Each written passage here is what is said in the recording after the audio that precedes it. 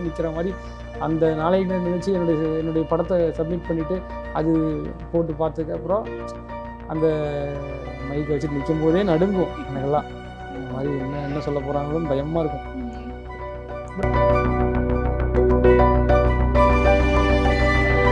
இது எப்படி வருதுன்னு கேட்கும்போது இதை கொண்டு வருவோம், அதுக்கு இன்னும் ஸ்ட்ராங்காக ஸ்கிரிப்டிங் பண்ணிடுவோம். சுஜாதா சார் மட்டும் இருந்திருந்தான்னு வச்சுக்கோங்களேன், அவர் காலில் வந்து விழுந்து சார் அப்படின்னு அவர் கூடயே சேர்ந்து நிறைய படம் எடுத்திருப்பேன்.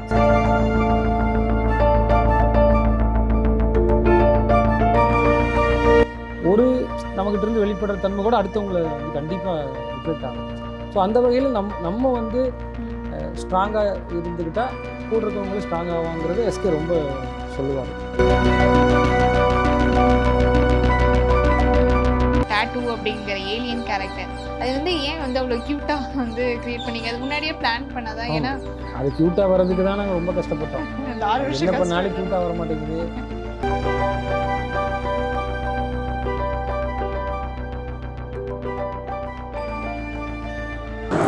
காமதி நேயர்களுக்கு வணக்கம். தமிழ் சினிமாவில் சயின்ஸ் ஃபிக்ஷன் கதைகளை ரொம்பவே சிம்பிளிஃபை பண்ணி அதை கமர்ஷியலாகவும் ஹிட் பண்ணலாம் அப்படிங்கிறத தன்னுடைய ஃபர்ஸ்ட் படத்துலேயே வந்து ப்ரூவ் பண்ணவர் தான் டிரெக்டர் ரவிக்குமார். ஸோ எஸ், இன்று நேற்று நாளை படம் வந்து எல்லாருக்குமே பிடிச்ச ஒரு படமாக இருந்துச்சு. அதுக்கப்புறமா இப்போது பொங்கலுக்கு ரிலீஸ் ஆகிருக்கக்கூடிய ஐலாண்ட் படமும் நல்லாவே போயிட்டுருக்கு அப்படின்னு சொல்லலாம். ஐலாண்ட் 2வும் வந்து இப்போ அனௌன்ஸ் பண்ணியிருக்காங்க. ஸோ இந்த படங்கள் பற்றியும் அவருடைய சினிமா ஜர்னி பற்றியும் பேசலாம்.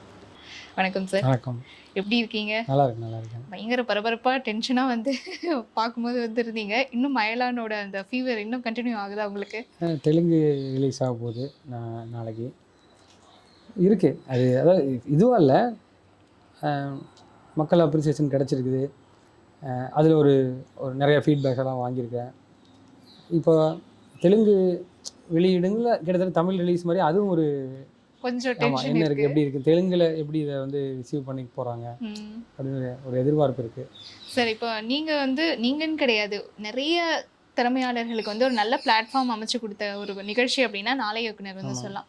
அந்த ஸ்டேஜில் அங்கே இருந்தவங்க வந்து இப்போ வெவ்வேறு ஸ்டேஜில் வந்து இருக்காங்க. உங்களுடைய ஆரம்ப நாட்கள் அப்படிங்கிறது எப்படி இருந்துச்சு? ஆக்சுவலாக நாளை இயக்குனர் நிகழ்ச்சி வந்து ஒரு நான் வந்து இந்த விஸ்காமெல்லாம் படிக்கல, சினிமா சார்ந்து சினிமா கற்றுக்கிறதுக்காக எந்த ஒரு படிப்போ பயிற்சி வகுப்போலாம் போனதில்லை. விருப்பத்தில் வந்தது தான்.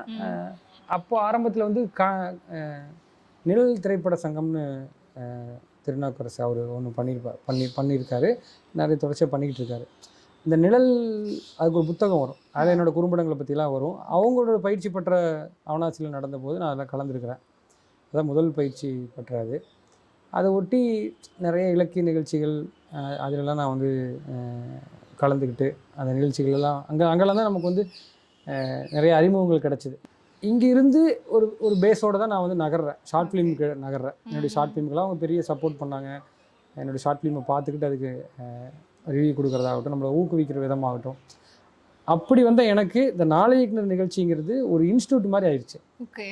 இதெல்லாம் எனக்கு தொடக்க பள்ளி கூட நண்பர்களாக இருந்தால் கூட ஒரு இன்ஸ்டியூட் மாதிரி ஒரு ஒழுங்குபடுத்திக்க முடிஞ்சு ஒரு போட்டின்னு கலந்துக்கும் போதே நமக்குள்ள ஒரு இயல்பாகவே அந்த போட்டிக்காக ஜெயிக்கணுங்கிறத விட தோக்கக்கூடாது. ஏன்னா நம்ம மேலே இவ்வளோ நம்பிக்கை வச்சுருக்கும் போது ஒரு சின்ன இந்த நிகழ்ச்சியில் ஒரு சுற்றில் நம்ம வந்து எலிமினேட் ஆகிட்டா கூட அது வந்து ஏதோ ஒரு நமக்கு சொல்கிறேன், நம்ம இவ்வளோ இயல்பாக ஒவ்வொரு ஸ்டெப் பை ஸ்டெப்பாக வச்சுட்டு வரும்போது ஒரு அடிங்கிறது நமக்கு ரொம்ப பெரிய சர்க்கிளாக ஃபீல் ஆகிரும். மனசுக்கு சொல்கிறேன், ஒரு ஏர்லி ஸ்டேஜுங்கிறதுனால.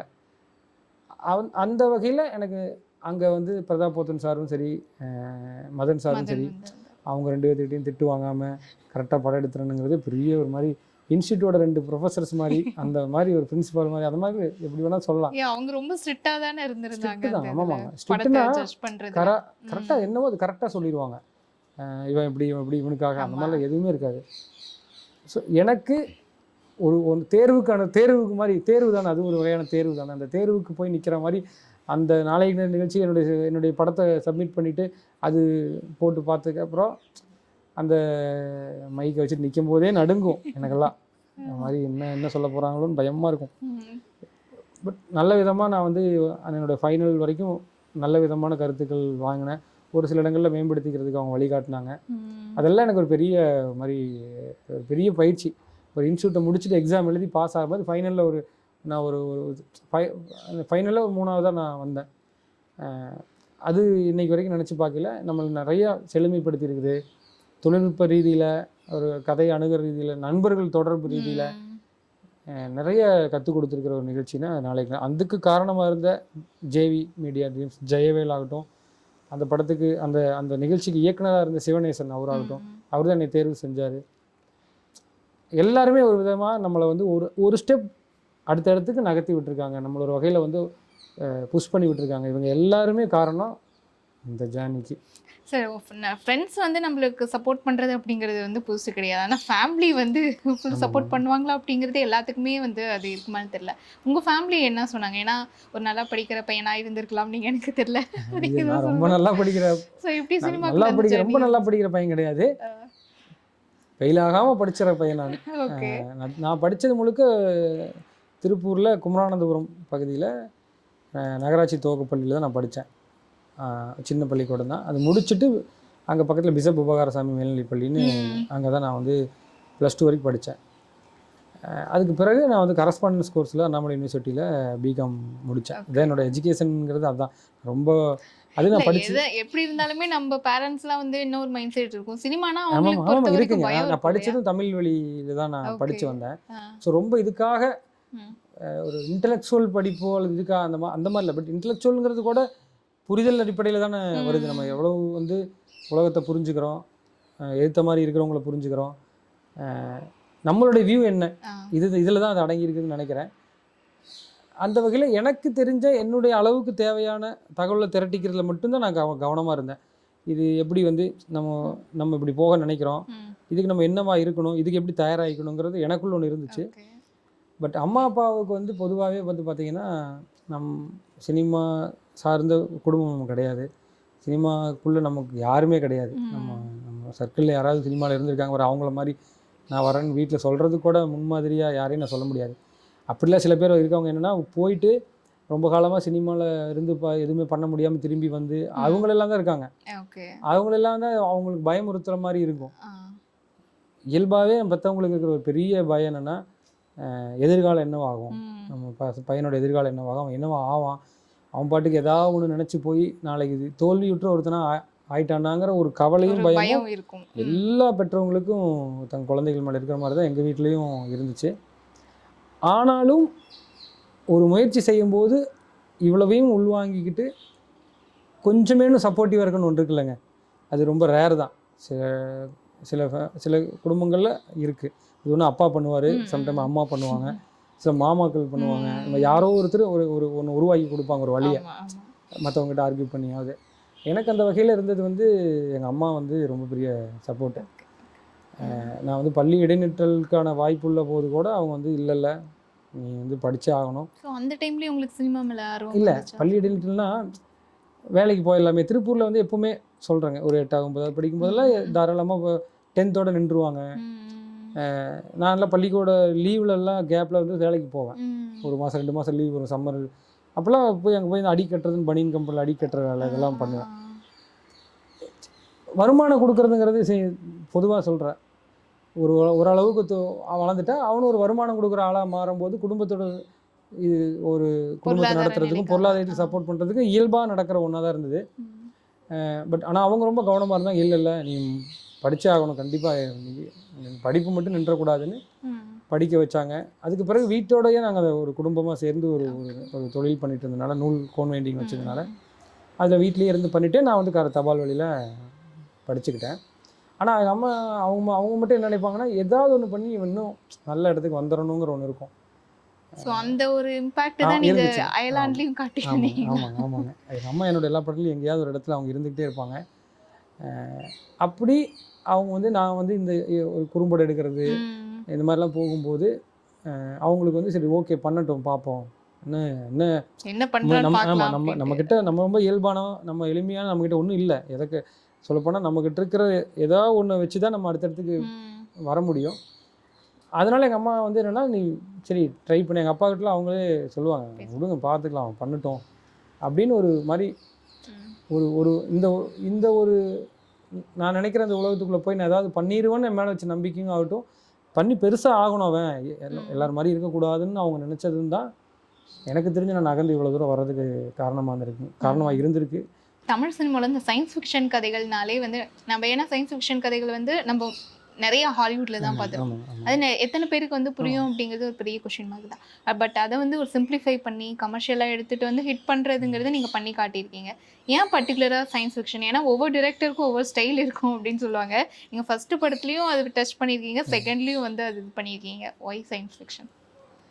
எனக்கு இந்த ஒரு மாதிரி தேடல் வந்து இந்த இந்த இந்த கொஞ்சம் சயின்ஸ் ரிலேட்டடாக நான் படிக்கும்போது இருந்துமே நான் அப்போல்லாம் பார்த்தீங்கன்னா சுஜாதா சாரோட அந்த ஏன் எதற்கு எப்படி அதெல்லாம் படிச்சுக்கிட்டு அதுக்குள்ளே பலதரப்பட்ட அறிவியல் பற்றி அவர் பேசியிருப்பார். எல்லாமே இருக்கும் அதில், ஸ்பேஸ் பற்றி எல்லா பற்றியுமே அவ்வளோ டீட்டெயிலாக தமிழில் அவர் வந்து சொல்லியிருப்பார். அதெல்லாம் எனக்கு பெரிய அந்த டைம் ஆஃப் பீரியடில் எனக்கு அது வந்து ஒரு பெரிய ஒரு இதுவாக இருந்தது. தேடுறதுக்கு நிறைய கொடுத்த ஒரு ஃபீல் இருந்துச்சு. உங்களுக்கு சயின்ஸில் அப்போ எனக்கு ரொம்ப பிடிக்கும். நான் வந்து சயின்ஸ் சார்ந்த விஷயங்களை புரிஞ்சுக்கிறது இருக்கு இல்லைங்களா, இது எப்படி இயங்குது, இதுக்கு பின்னாடி என்ன அப்படிங்கிறத பற்றி நான் நிறையா புரிஞ்சுக்கிட்டு இதெல்லாம் படிச்சுக்கிட்டு நான் கிளாஸில் போய் அதெல்லாம் சொல்லுவேன். நானே என்னமோ அது கண்டுபிடிச்ச மாதிரியும் நான் தான் அதுக்கு ஆராய்ச்சி பண்ணி தெரிஞ்சுக்கிட்ட மாதிரியும் அதெல்லாம் படிப்பேன். படிச்சுட்டு தேடி தேடி ஏன்னா இவ்வளோ நெட்டெல்லாம் நம்ம கூகுளில் பண்ணி எல்லாம் பார்க்க முடியாது. பட் நமக்கு அதனால் நம்ம இதை தொடர்ச்சியாக நிறைய வாசிப்பு இருக்கிறதுனால நான் அதெல்லாம் கிளாஸில் வந்து இது ஏன் தெரியுமா அப்படின்னு கேட்டால் தெரியலையே அப்படிம்பாங்க. இது இப்படி தாண்டா அப்படின்னு சொல்லி எல்லோரும் உட்காந்து அதெல்லாம் உட்காந்து நிறைய விளக்கங்கள்லாம் சொல்லிப்பேன்னா அப்படியா என்னடா என்னென்னமோ சொல்கிறேன் நீ அப்படிம்பாங்க. அப்போயே நீ சயின்டிஸ்ட்டுமான கிளாஸில் எனக்கு என்னென்னா இந்த மாதிரி தகவல் இருக்குது, இது ப்ரூவன் சயின்ஸு. ஆனால் அதுவே நமக்கு தெரியாமல் இருக்குல்ல, இதை சொல்லும் போதே அவங்களுக்கு அவ்வளோ ஹாப்பியாக இருக்குது.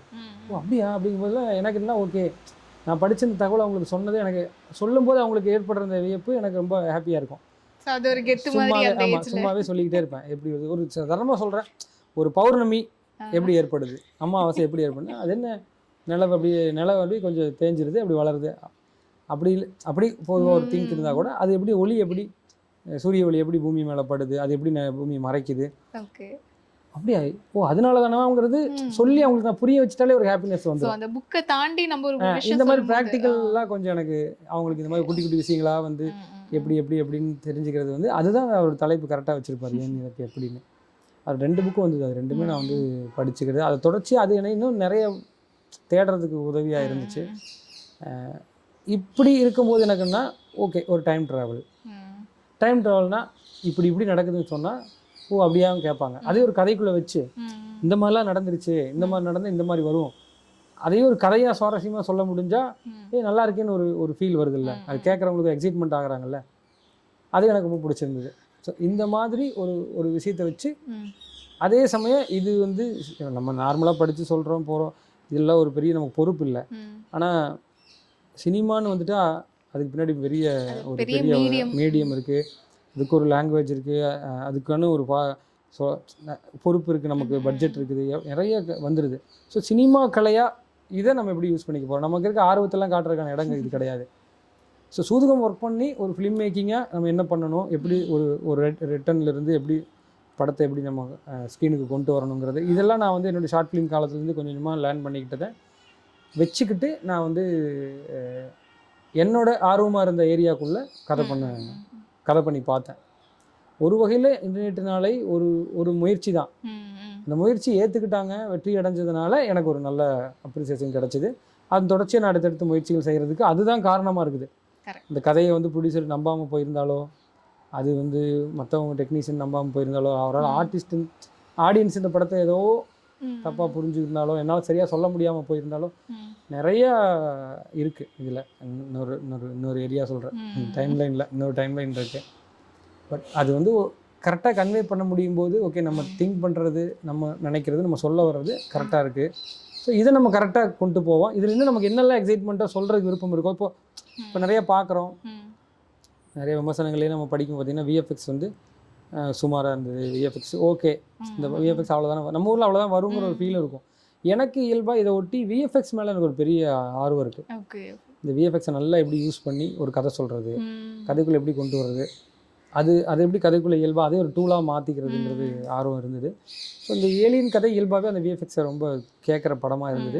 ஸோ அந்த கதையும் ஒரு எக்ஸைட்மெண்ட் கொடுக்குற கதையாக இருந்ததுனால நான் இந்த கதையை எடுத்துக்கிட்டு அதை எஸ்கே அவர்கிட்ட சொல்லி அவருக்கு அது பிடிச்சிருந்தது, நம்பினார், என் மேலே ரொம்ப நம்பிக்கை வச்சார்.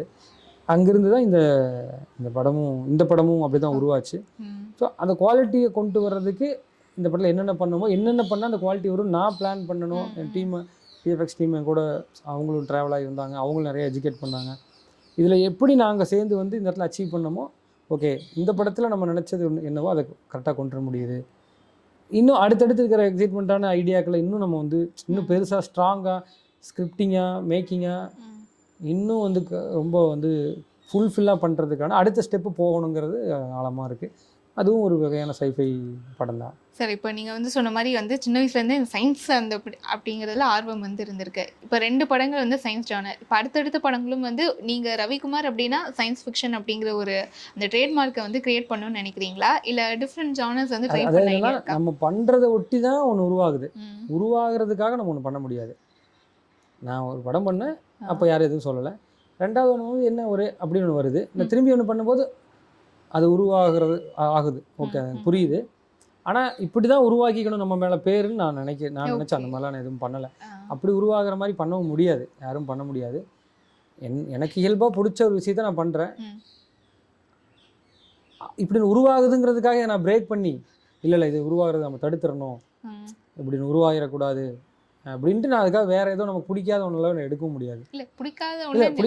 எனக்கு ஆர்வம் இல்லாத ஒன்று சரி இந்த ஜானருக்கு ஒரு படம் அப்படி போயிடணும், இல்லை வேற ஜானர் வேற அப்படி ட்ரை பண்ணாதான் என்னால் ஜானருக்கு படம் பண்ண மாதிரி எனக்கு தோணும். அதுதான் தப்பாக இருக்கும். ஓகே நம்ம அடுத்து ஒரு காமெடி படம் பண்ணலாம், இல்லை அடுத்து ஒரு சீரியஸாக ஒரு ஆக்ஷன் படம், அந்த மாதிரிலாம் ஒரு ஜானரை ஃபிக்ஸ் பண்ணிலாம் கதை பண்ண முடியுமான்னு எனக்கு தெரிலங்க. எனக்கு வந்து இது பிடிச்சிருக்கு, இதுக்குள்ளே என்னெல்லாம் எக்ஸ்ப்ளோர் பண்ணலாம், என்னெல்லாம் காட்டினா பார்க்குறவங்களுக்கு சந்தோஷமாக இருக்கும், இன்னும் நமக்கு என்ன சவாலாக இருக்கும், ஒர்க் பண்ண சவாலாக இருக்கும்ல, இந்த மாதிரி எப்படிங்க காட்டுவீங்க, இதெல்லாம் எப்படிங்க வரும் அப்படின்னு கேட்டாலே நமக்கு ஒரு மாதிரி ஜாலியாகிடும். ஓகே அப்படி இது எப்படி வரும் அப்படின்னா அப்போ வர வைப்போம், இது எப்படி வரும்னு கேட்கும்போது இதை கொண்டு வருவோம்.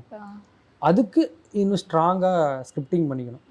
சுஜாதா சார் மட்டும் இருந்திருந்தாருன்னு வச்சுக்கோங்களேன், அவர் காலில் போய் விழுந்து சார் அப்படின்னு அவர் கூடயே சேர்ந்து நிறைய படம் எடுத்திருப்பேன்.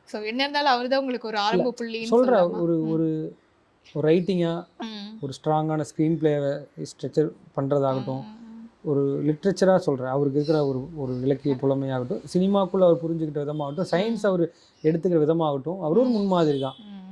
அவர் தான் இந்த ரைட்டிங் சைடில் ஒரு பெரிய முன்மாதிரி. ஸோ நம்ம பாரமே கொஞ்சம் குறைஞ்சிருன்னு நினைக்கிறேங்க. அவர் இருந்திருந்தாருன்னா வச்சுங்களேன், ஐயோ அவர் கூட நேரம் சார் இந்த மாதிரி ஒரு நம்ம பண்ணணும் சார்னா அவர்கிட்ட ரைட்டிங்கை கொடுத்துருவோம், பெரிய ஒரு ஸ்ட்ரென்த் கொடுத்துட்டு நம்ம வந்து டைரக்ஷன் பார்ட்டை மட்டும் பார்க்கலாம், நிறைய டீட்டெயில்ஸ் அவரு கொடுத்துருப்பாரு. ஓகே அது நேரத்தில் மிஸ் பண்ணுறோம். படத்தோட அயலான் படத்தோட ஆடியோ லான்ச்சில் வந்து ப்ரொடியூசர் வந்து இது இன்னொரு பாகுபலின்னு வந்து சொல்லியிருந்தாரு.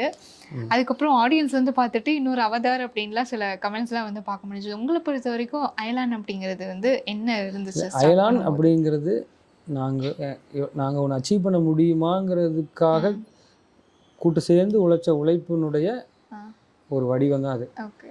அதை நம்ம நினச்ச இடத்துல அச்சீவ் பண்ண முடிஞ்சிருக்குது. அதில் சில இடங்களில் இன்னும் கொஞ்சம் இம்ப்ரவைஸ் பண்ணலான்னு நினைக்கக்கூடிய ஸ்கிரிப்டிங்காக சொல்கிறேன், அதெல்லாம் உள்வாங்கிக்கிறோம். பட் டெக்னிக்கலாக நம்ம ஒன்று அச்சீவ் பண்ண நினச்சோம் இல்லையா, அந்த கடைசி விமர்சனத்தில் கடைசியாக போடுவாங்கள்ல விஎஃப்எக்ஸ் ஓகே சுமாரான விஎஃப்எக்ஸுங்கிற அதை தூக்கி முன்னாடி போட்டு நல்ல குவாலிட்டியான விஎஃப்எக்ஸ்ன்னு நம்ம இன்றைக்கி அதை மாற்றி ஒன்று கொண்டு வந்திருக்கோம்ல, இதுதான் நான் நினைக்கும் போது நினச்சேன். அது ஒன்று பெருசாக அச்சீவ் பண்ணியிருக்கிறோம். அதில் ஃபேந்தம் எஃபெக்ட்ஸோட மிகப்பெரிய பங்கு இருக்குது, பிஜாய் போதராஜோட பங்கு இருக்குது. இப்போது இதை கையில் எடுத்துக்கிட்டோம்ல, இன்னும் ஸ்ட்ராங்கான ஸ்கிரிப்டிங்கோட இன்னும் எப்பிக்காக சொல்கிறேன், எங்கேயும் வந்து போதாமைகள் இல்லாமல் முழுமையாக்கப்பட்ட திரைக்கதை வடிவத்தோட இதே டெக்னிக்கல் ஆஸ்பெக்டையும் ஃபுல்லாக பண்ணி நம்ம அடுத்தடுத்து பண்ண ஆரம்பித்தோம்னா அங்கே தான் நம்ம வந்து இன்னும் பல ஸ்டெப் முன்னேறி போக முடியும்னு நான் நினைக்கிறேன். பட் நம்ம ஊருக்கான ஒரு ரசனையை இன்னும் இணக்கமாக இந்த மாதிரியான ஜானரோட சேர்த்து கொண்டு வரணும்னு நினைக்கிறேன். படம் வந்து கிட்டத்தட்ட ஒரு 6 வருஷம் ஆச்சு. நீங்கள் செகண்ட் படம் நீங்கள் ஒரு 5-6 படம் பண்ணியிருந்தீங்க, ஓகே இந்த படத்துக்கு இவ்வளோ பீரியட் அப்படின்னா கூட ஓகே. செகண்ட் படமே வந்து ஒரு 6 இயர்ஸ் வந்து எடுக்குது. அதுக்கான அந்த மென்டல் ப்ரிப்பரேஷன் ஒன்று இருக்குல்ல, அது எப்படி வந்து 6 வருஷம் எப்படி அதை கண்டினியூஸாக அந்த படத்தை நீங்கள் எடுத்துகிட்டு போனீங்க? அது வந்து கொஞ்சம் தக்க வச்சுக்க தான் வேணும் தான். பட் திட்டமிட்டு இந்த தாமதத்தை யாரும் ஏற்படுத்தலை. யாருக்கும் வந்து இன்டென்ஷனாக இப்படி தான் பண்ணிடணும், இவ்வளோ நாள் ஆக்கிடணும்னு யாருமே நினைக்கல. பட் சம் முதல்ல சொல்கிறது ஒரு ஃபினான்ஷியலாக ஒரு ப்ரொடக்ஷனாக சம் ரீசன்ஸு கொஞ்சம் டக்கு டக்குன்னு போக முடியலை. அதனாலும் எப்படியாவது எஸ்கே தொடர்ச்சியாக ஒரு முயற்சி பண்ணி திரும்பவும் அடுத்தடுத்த நகர்த்துறதுக்கான வேலைகள் செஞ்சு திரும்பி கேஜிஆர் ராஜேஷ் சாரை வந்து திரும்பி எடுத்துகிட்டு போய் நாங்கள் ஷூட்டிங் பண்ணி முடிச்சிடலாங்கும் போது கொரோனா வந்துருச்சு.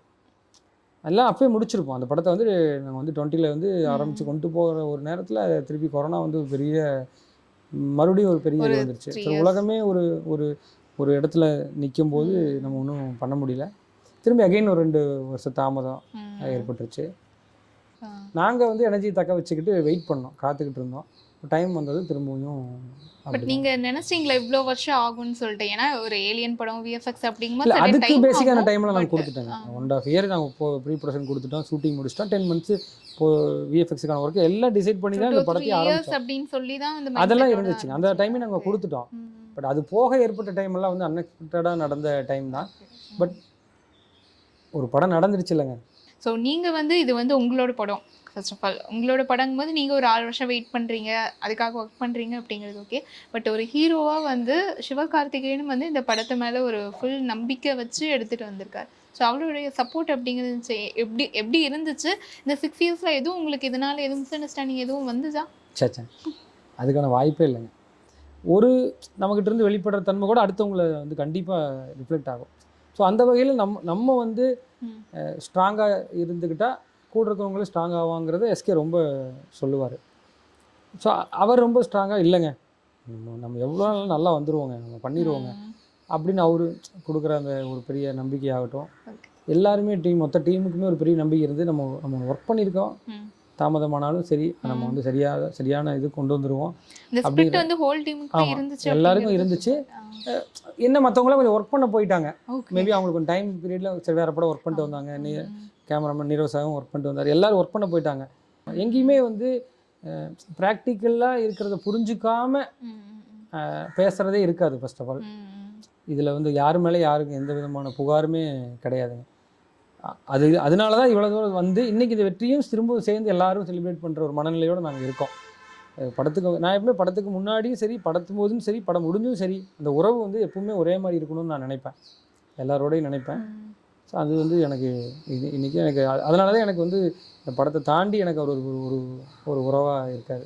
ஸோ படத்துக்கு வந்து விஎஃப்எக்ஸ் தான் வந்து இவ்வளோ ஒன் ஆஃப் த ரீசன்ஸாக இருந்துச்சு அந்த 6 இயர்ஸ் அப்படிங்கிறது. அந்த கொரோனாங்கிறத தாண்டி விஎஃப்எக்ஸ் இருந்துச்சா இல்லை பொருளாதார காரணங்களும் ஏதாவது? விஎஃப்எக்ஸ்னால பிரச்சனை, கொரோனானால விஎஃப்எக்ஸ் செய்ய முடியல. அதுக்கு முன்னாடி வந்து கொஞ்சம் ஃபினான்ஷியல் சுச்சுவேஷன்ஸ்லாம் கொஞ்சம் இருந்துச்சு. அதை சரி பண்ணி அடுத்தடுத்துக்கு போனது. பட் ஒரு ஹியூஜ் மணி வந்து ஸ்பெண்ட் பண்ண வேண்டிய அந்த விஎஃப்எக்ஸுக்கு. ஸோ அது ஒரு பெரிய, அதாவது ஒரு படம் நாங்கள் ஷூட்டிங் முடிச்சு பூசணியாக உடச்சிட்டா கூட இந்த படம் வந்து ஒரு ஆஃப் படம் தான், பாதி படம் தான் நாங்கள் முடிச்சிருந்தோம். மீதி பாதி படம் வந்து கிரியேட் ஆகி வரணும். ஸோ இப்படி ஒரு சுச்சுவேஷன் ரீசெண்ட் டைமில் வர படங்களுக்கெல்லாம் இருக்காதுல்ல. ஷூட்டிங் முடித்தா மினிமலான சிஜி ஒர்க்குக்கு டிஐ பண்ணி நம்ம மற்ற போஸ்ட் ப்ரொடக்ஷன் ஒர்க்லாம் பண்ணிட்டா நம்ம முடிச்சிடலாம் படத்தை. பட் எங்களுக்கு மட்டும் என்னென்னா திரும்பவும் எகைன் ஒரு பாதி படம் எடுக்கணும், அந்த மாதிரி ஒரு இடம் இருந்ததுனால தான் அதுக்கு ரொம்ப பொறுமையாக இருக்க வேண்டியது. அவசரப்பட்டு நம்ம ஏதோ ஒன்று பண்ணி இந்த படத்தை எடுத்துட முடியாது. ஸோ கதை சொல்கிறதே அதை நம்பி இருந்ததுனால கொஞ்சம் பொறுமையாக இருக்க வேண்டிய டைம் ஏற்பட்டது. திரும்ப ஒர்க்கு ஃபுல் ஃப்ளெஜ்டாக ஸ்டார்ட் ஆகிறதுக்காக. ஸோ அது 2023 ஜூலைக்கு அப்புறமா தான் ஸ்டார்ட் ஆகுது ஃபுல் ஃப்ளெஜ்டாக. ஸோ அயலானோட வந்து கேப்டன் மில்லரும் வந்துச்சு. இண்டஸ்ட்ரியில் இல்லை அப்படின்னாலும் வெளியே ஃபேன்ஸ் வந்து சிவா வெர்சஸ் தனுஷ் அப்படிங்கிற ஒரு டேக் வந்து போய்கிட்டே இருந்துச்சு படம் ரிலேட்டடாக. ஸோ சிவகார்த்திகேயன் என்ன மைண்ட் செட்டில் வந்து இருந்தார்? இது வந்து ஒரே டைமில் எல்லாரும் சேர்ந்து நடத்துகிற ஒரு போட்டியோ யுத்தமோலாம் இல்லை. எல்லாரும் அவங்கவுங்களோட ஒரு கற்பனையில் ஒரு படம் எடுத்து வரோம். ஒரு டேட்டில் எல்லோரும் ரிலீஸுக்கு வந்து தான் ஆகணும். அப்படி ஒரு நேரத்தில் தேட்டரில் வந்து நம்ம பகிர்ந்துக்கும் போது அதை வந்து அதுவா நீயா நானா மாதிரி அது ஒரு இதெல்லாம் இல்லை, அது தேவையே இல்லைன்னு நினைக்கிறேன். எல்லா படங்களையும் ரசித்து பார்த்து எல்லா படங்களையும் ஓட வைக்கணுங்கிறது தமிழ் சினிமாவுக்கு ரொம்ப நல்லது. கலைஞர்களாக இதெல்லாம் கிடையாது. அதுக்கான இடமும் இல்லை. பட் எஸ்கேவும் நாங்களுமே இந்த டாபிக்லேயே போகவே மாட்டோம். இல்லை. அயலான் வந்து முடிஞ்ச கையோட, அதாவது முடிஞ்சது ரிலீஸ் கையோட வந்து அயலான் 2 வந்து அனௌன்ஸ் பண்ணியிருக்கீங்க. ஸோ ஃபர்ஸ்ட் படமே வந்து ஒரு 6 இயர்ஸ் போச்சு அப்படிங்கும்போது உடனே இல்லை, அடுத்த படமாக ஆரம்பிக்க போகிறது இல்லை. பட் என்னென்னா இந்த விஎஃப்எக்ஸுக்காக நாங்கள் போட்ட உழைப்பும் நிறைய பண்ணக்கூடிய ஒர்க்குங்கிறது ஒரே ஒரு படத்தோட முடிகிற அளவுக்கு சின்னதாக பண்ணலை. எவ்வளோ அழகாக வேறு விதமாக இன்னும் அதை பயன்படுத்த போகிறோம், அதில் வெளியே எப்படி இன்னும் எக்ஸைட்மெண்ட் கொடுக்க போகிறோங்கிறதுக்கு இந்த படத்தில் நிறைய இடம் இருக்குது. ஸோ அதனால தான் இது உருவாக்கும் போதே இருந்த எங்களுக்கு மைண்டு தான் இதுக்கு ஒரு 2ஆம் பாகத்தை வந்து இன்னும் கொஞ்சம் வேறு மாதிரி ஒன்று பண்ணலான்னு ஒரு ஐடியா இருக்குது. அதை பற்றி நாங்கள் பேசிக்குவோம். அது இன்னும் கரெக்டான ஒரு டைம் ஆஃப் பீரியடில் அது வந்து. சார், இப்போ வந்து நம்ம சினிமாவில் சினிமாட்டிக் யூனிவர்ஸ் அப்படிங்கிற ஒரு விஷயம் வந்து பயங்கர ஒரு புது இதை க்ரியேட் பண்ணியிருக்கு அப்படின்னு சொல்லலாம். ஸோ அந்த மாதிரி வந்து நீங்கள் அந்த டைம் ட்ராவல் ப்ளஸ் ஏலியன் வேர்ல்டை வந்து எதுவும் அடுத்த படத்தில் கனெக்ட் பண்ணலாம் அப்படிங்கிற எதுவும் ஐடியா இருக்கா? இல்லை, அது வந்து அப்படி பிளான் இது வரைக்கும் பண்ணலை.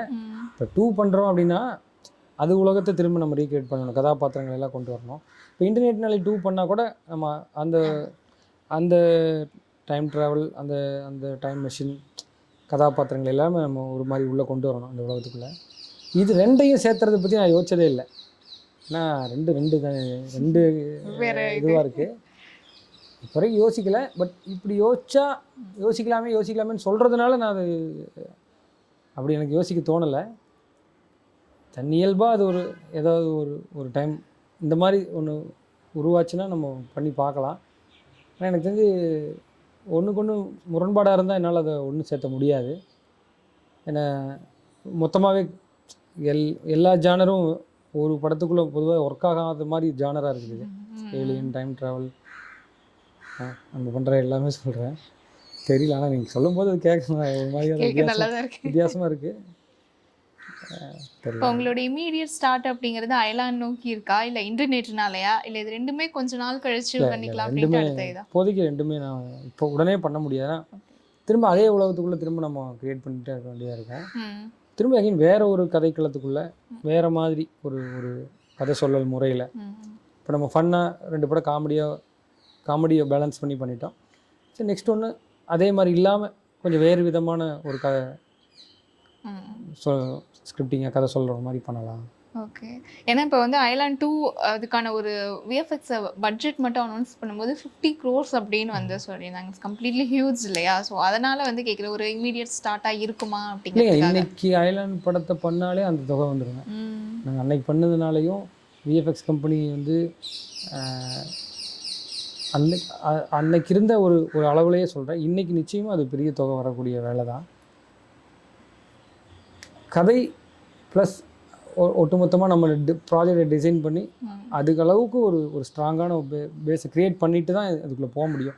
ஏன்னா இது இவ்வளோ தொகை உள்ளே இன்வால்வ் ஆகிறதும் சரி, இவ்வளோ உழைப்பு உள்ளே இன்வால்வ் ஆகிறதும் அடுத்த முறை இன்னும் வந்து பெரிய வெற்றிகள் அது வந்து அடைஞ்சால் தான் இதெல்லாமே டேலி பண்ண முடியும். இல்லைன்னா இந்த மாதிரி நம்ம முயற்சி பண்ணுற முயற்சிகள் கூட தொடர வைக்க முடியும். நமக்கு பின்னாடி வர்றவங்களுக்கும் சரி, நமக்குமே சரி. இது இந்த வணிக ரீதியான வெற்றியும் இந்த மாதிரி படங்களுக்கு அவசியமாக இருக்குது. அதனால் ரொம்ப கவனமாக செய்யணும்.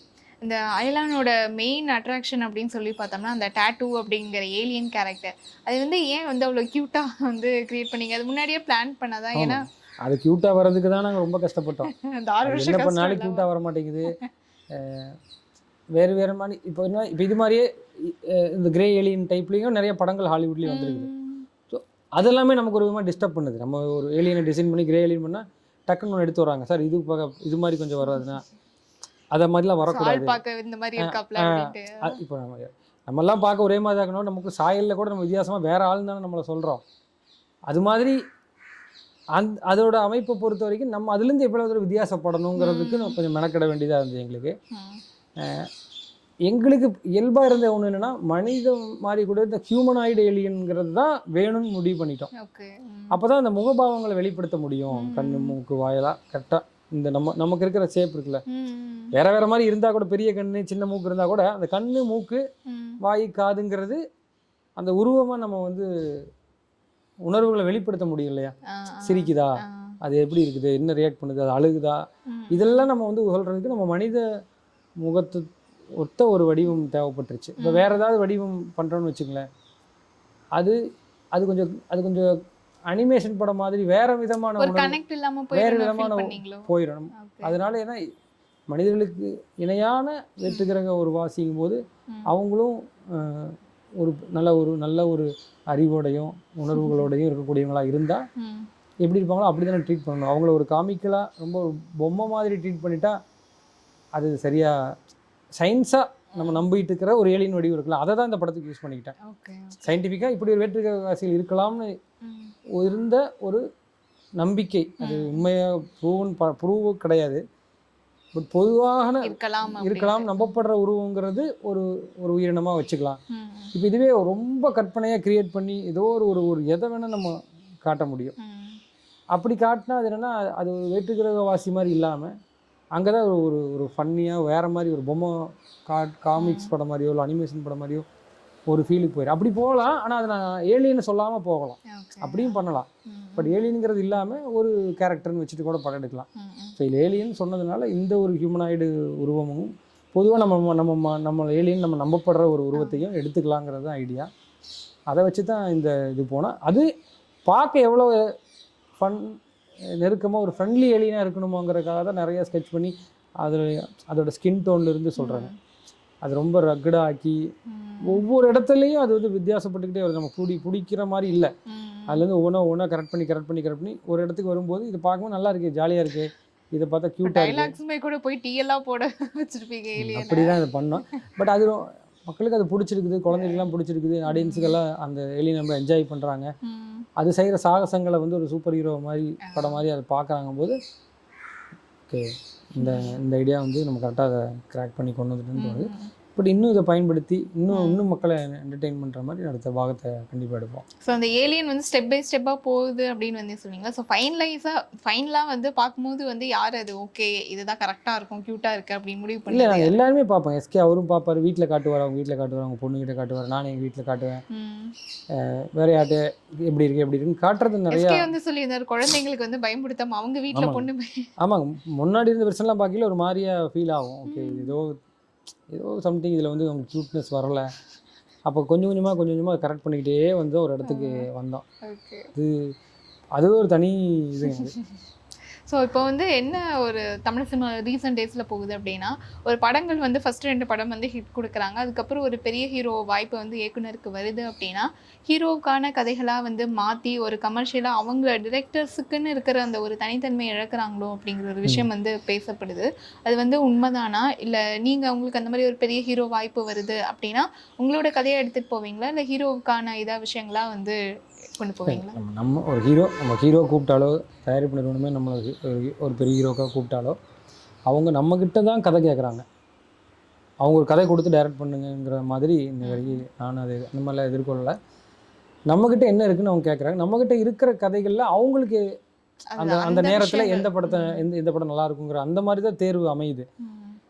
அதுக்கு பிறகு நமக்கே ஒரு கான்சியஸ் இருக்குது. ஓகே இவர் தான் ஹீரோன்னு நம்ம முடிவு பண்ணும் பொழுது அவங்களுடைய ரசிகர்களுக்கும் இந்த படம் பிடிக்கணும், அவங்கள ரசிக்கிறாங்க இல்லையா, அவங்க எல்லாருக்கும் இந்த படம் ஃபுல்ஃபில் பண்ணணும். நம்ம அப்படியே அவங்கள கூப்பிட்டு போய் வேறு ஏதோ ஒரு ஜானரில் ஏதோ நல்லா ட்ரை பண்ண முடியாது.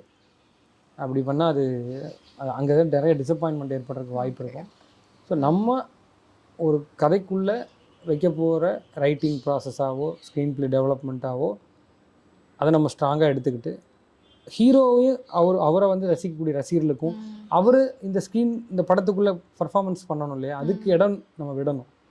இது விட்டு ரெண்டையும் பேலன்ஸ் பண்ணி ஒரு ஒரு ஒரு ஒரு படமாக ஒரு தமிழ் சினிமாவில் இப்போ நீங்கள் இதெல்லாம் பார்த்துக்கிட்டிங்கன்னா நம்ம மாநாடெல்லாம் பார்த்தீங்கன்னா ஒரு பர்ஃபெக்டாக இருக்கும். அது வெங்கட் பிரபு சாரோடைய அந்த ஒரு நல்ல இன்டெலிஜென்ஸான ஸ்க்ரீன் ப்ளேயும் இருக்கும், சிம்பு அவருடைய பர்ஃபார்மன்ஸுக்கும் நிறையா இடம் இருக்கும். ஓவரால் படம் நல்லா என்டர்டெய்னிங்காகவும் இருக்கும். நல்ல ஒரு பேலன்சிங்கான ஒரு படம் அது ரீசெண்ட் டைமில். அப்படி பார்க்கல அந்த மாதிரியே நம்ம வந்து ரெண்டையும் பேலன்ஸ் பண்ணிட்டு ஒரு ஒரு ஒரு நல்ல என்டர்டெய்னிங் படமாக கொடுத்துடணுன்னு தான் பார்க்குறேன். இதில் பேலன்ஸ் பண்ணிட்டு நம்மளுடைய பொறுப்பு தான் அது. மற்றபடி யாரும் நம்மளை வந்து கதையை நல்லா பண்ணிடக்கூடாது, உங்கள் தனித்தன்மையை நீங்கள் இழந்துடணும் அப்படிலாம் யாருமே கிடையாது. ஹீரோயிசம் அப்படிங்கிற விஷயம் இல்லை, அதை நாம தான் எடுத்துக்கணுங்கிறேன். அதை எடுத்து கரெக்டாக பேலன்ஸ் பண்ணி கொண்டு போக வேண்டியது நம்ம ரைட்டிங்கில் இருக்குது. அவங்கக்கிட்ட நம்ம வந்து சொல்லி பேசுகிறதுக்கான எல்லா சூழலும் இருக்குது. இதனால் இது இருக்குது, இதனால் இது இப்படி இயங்குதுங்கிறத நம்ம அவங்களுக்கு சொல்ல வேண்டியது இருக்குது. ப்ளஸ் அவங்களுடைய விருப்பமும் நம்ம கொஞ்சம் நம்ம இயல்பாக கதையோட ஓட்டத்திலேயே நம்ம அதை எழுதி ஃபில் பண்ணிட்டோம்னாலே எங்கேயுமே வந்து எதுவுமே நீங்கள் சொல்கிற மாதிரி துருத்திக்கிட்டோ எதுவும் இழந்த மாதிரியோ எதுவும் சேர்த்த மாதிரியோ எல்லாம் இருக்காது. பட் அதையும் ரைட்டிங்லேயே நம்ம அழகாக கொண்டு வரணும். இது ஒரு பேலன்ஸ் பண்ணணும். இதை நீங்கள் உலக அளவில் சொல்கிறேன் நான். நீங்கள் வந்து ஒரு ஒரு ஜூராசிக் பார்க் மாதிரி ஒரு படம் எடுத்துக்கிட்டிங்கன்னா, ஜூராசிக் பார்க் மாதிரி ஒரு படத்தில் அர்னால்டு நடிக்க மாட்டார்ல. ஏன்னா அவர் வேறு விதமான ஒரு ஹீரோயிசம் பண்ணக்கூடியவர். இந்த படம் வேறு விதமான கதைக்களமாக இருக்கும். இது ரெண்டையும் பேலன்ஸ் பண்ணிங்கன்னா நீங்கள் எப்படி பேலன்ஸ் பண்ணுவீங்க? அது நம்ம தமிழ் சூழலுக்கு இருக்குது. அதை நம்ம கரெக்டாக நம்ம தான் ரைட்டிங்கில் கொண்டு வரணும். ஏன்னா இப்போ உங்களுடைய படங்கள் வந்து ஒரு ஃபேமிலி ஆடியன்ஸுக்கு, கிட்ஸுக்கு அந்த மாதிரியான ஒரு ஃப்ரெண்ட்லியாக ஒரு இப்போ அயர்லாந்து கூட பொங்கலுக்கு வந்துச்சு, ஒரு ஃபேமிலியாக போய் பார்க்குற மாதிரி ஒரு ஃபெஸ்டிவ் மூடுக்கு தான் வந்து நீங்கள் கதை பண்ணுறீங்க. அப்படிங்கும்போது இப்போ இந்த மாதிரியான ஹீரோஸ் வரும்போது வந்து ஒரு ஹீரோயிசம், வன்முறை காட்சிகள் அதிகமாக இருக்குது அப்படிங்கிற விஷயங்கள்லாம் வருதுல்ல. ஸோ அதுக்காக எனக்கு தெரிஞ்சு அது ஹீரோஸ் கேட்டு எனக்கு வன்முறை காட்சிகள்லாம் வைங்க இல்லை, ரொம்ப ஆப்வியஸாக வந்து இருக்குது அப்படி இல்லை. கதை இந்த ஒரு கதை எடுத்துக்கிறீங்க, இந்த கதையினுடைய இயல்பில் என்னென்ன தேவை இருக்கோ அதை தான் நம்ம வந்து அந்த கதையோட ஓட்டத்தோடு சேர்த்து ப்ளஸ் அந்த ரசனை போக்குக்கும் ஏற்ற மாதிரி அவங்க பண்ணுறதுனாலையும் தான் இப்போ இந்த மாதிரி படங்களை ரசிக்கிறாங்கன்னா அந்த மாதிரி பண்ணுவோங்கிறது ஒன்று இருக்க தானே செய்யுது. எல்லா காலகட்டத்துலேயுமே அப்படி தான் சினிமா ஒவ்வொரு காலகட்டங்களையும் கடந்து வந்திருக்குது. அதே மாதிரி தான் புது முயற்சிகளும் ஸ்ட்ராங்காக இது வரைக்கும் வந்த மாதிரில ஒரு புது ட்ரெண்டே மாற்றிருச்சு இந்த படம்னு ஒன்று சொல்கிறோம் இல்லையா. அது ட்ரெண்டுன்னு இல்லை, அது வரைக்கும் நம்பப்பட்டு வந்த விஷயங்களெல்லாம் ஏதோ ஒரு படம் வந்து நம்பாமல் புதுசாக ஒன்று செஞ்சு இனிமேல் இது மாதிரி பண்ணலான்னு அடுத்தவங்களுக்கு ஒரு முன்மாதிரியாக நிற்கிது. அந்த மாதிரி படங்கள் தமிழ் சினிமாவில் தான் நிறைய நடந்திருக்குது. அந்த மாதிரியான உருவாக்கங்கள் தமிழ் சினிமா பல பிறமொழி படங்களுக்கு முன்னுதாரணமாலாம் இருக்கக்கூடிய ஒரு இடத்துல தான் இருக்குது. அதனால் நமக்கு அந்த மாதிரி எனக்கு தெரிஞ்சு இல்லைங்க. ரெஸ்ட்ரிக்ட் பண்ணி நம்ம வந்து இதனால் ஏதோ ஒரு மிஸ் பண்ணிட்டு தான் பண்ணணுங்கிற மாதிரிலாம் இல்லை. இதை பேலன்ஸ் பண்ணுறதுக்கு நம்ம ரொம்ப கரெக்டாக கற்றுக்கணும். ஆடியன்ஸுக்கு என்ன வேணும், நம்ம எடுத்துக்கக்கூடிய கதைக்கு என்ன வேணும், அதே சமயம் இந்த கதையை வந்து தாங்கி இந்த கதையை எடுத்து மக்கள்கிட்ட கொண்டு போய் சேர்த்தக்கூடிய ஹீரோ அவருக்கு என்னெல்லாம் இருக்கணும் இந்த படத்துக்குள்ளங்கிறத நம்ம வந்து கரெக்டான பேலன்ஸ் பண்ணிட்டோம்னா எதுவுமே யாருக்குமே தப்பாக தெரியும். இந்த பேலன்ஸ் எங்கேயாவது மிஸ் ஆகுதுன்னா நீங்கள் சொல்கிற மாதிரி கேள்விகள் அங்கே தான் உருவாகும். ஸோ இப்போ அயலான் வந்து தமிழுக்கு அடுத்து இப்போ தெலுங்குலேயும் வந்து வரப்போகுது. ஃபைனலாக ஆடியன்ஸுக்கு என்ன சொல்லணும் அப்படின்னு விருப்பப்படுறீங்க? ஆடியன்ஸுக்கு அவங்க என்ன சொல்கிறாங்க நான் தான் கேட்டு நான் எங்கே போய் அவங்ககிட்ட சொல்கிறது. பட் அவங்க இந்த மாதிரியான தெலுங்கில் பொதுவாக ஃபேண்டசி படங்களுக்கு ஒரு நல்ல எதிர்பார்ப்பும் பொதுவாக அவங்க ரொம்ப விரும்பி பார்ப்பாங்க. பட் இந்த முயற்சி அவங்க தமிழில் இங்கே ஆதரித்த மாதிரியே தெலுங்குலேயும் ஒரு பெரிய ஒரு சப்போர்ட் கிடைக்கும்னு எதிர்பார்க்குறோம். கிடையாது ரொம்ப ஹாப்பியாக இருக்குது டீம். ஸோ உங்கள் அயலான் படத்துக்கும் அடுத்தடுத்த படங்களுக்கும் வாழ்த்துக்கள் சார். தேங்க்யூ. நன்றி.